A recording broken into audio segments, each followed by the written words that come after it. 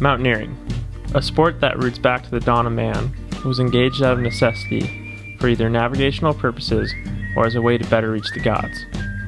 Mountaineering today has taken on a new definition. In today's world, mountaineering is defined as the climbing of mountains for sport, usually incorporating the skills of rock climbing and climbing on ice. Over the past 70 years, the mountaineering community has seen a vast improvement in technology that has enabled more participants to engage in the sport. With this sport's modern increase in popularity, many iconic mountains have experienced a problem with overcrowding, primarily resulting from inexperienced eco-tourists that lack the knowledge of experienced mountaineers. Due to this overcrowding of inexperienced climbers, the death toll and trash levels atop mountains has hit an all-time high. During the 2007 climbing season, a group of 30 local Sherpas organized a cleanup trip to the death zone, around 8,000 meters, and brought down around 2 tons of trash left behind by climbers, consisting of air cans, gas cans, tents, sleeping bags, human waste, and even human bodies. We do begin with the single worst tragedy ever on Mount Everest.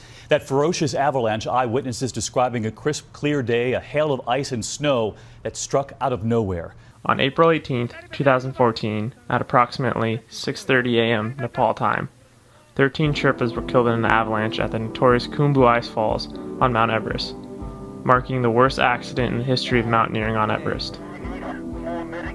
Dozens of climbers ventured up to the avalanche zone at 19,000 feet to search for victims, all Sherpas from Nepal, and recover their bodies. ETA less than a minute. Helicopters landed precariously on ledges of ice and hovered, dropping long lines to hoist out the injured and dead.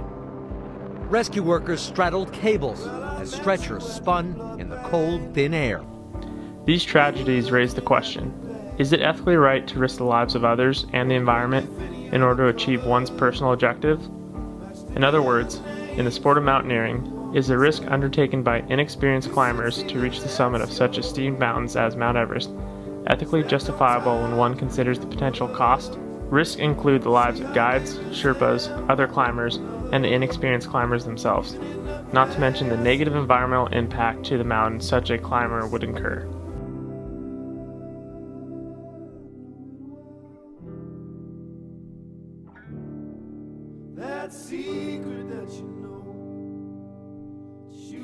From a biblical perspective, God calls humans to be stewards of the world and care for what has been entrusted. As stewards, God tasks humans with the job of tending and respecting both the environment and one another. Given the risk of both death and environmental damages, is it ethical for inexperienced climbers to climb Mount Everest?